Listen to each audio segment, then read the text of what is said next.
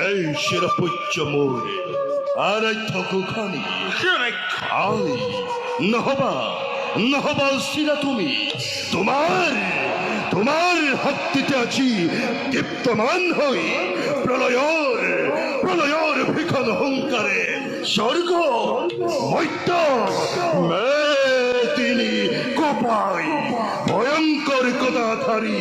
ওই হিরণাই কবিরে যাব আজি অকলে হে স্বর্গর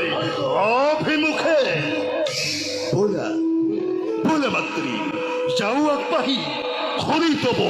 উদ্দীপনা বাণী অন্তর লাভিসু প্রেরণা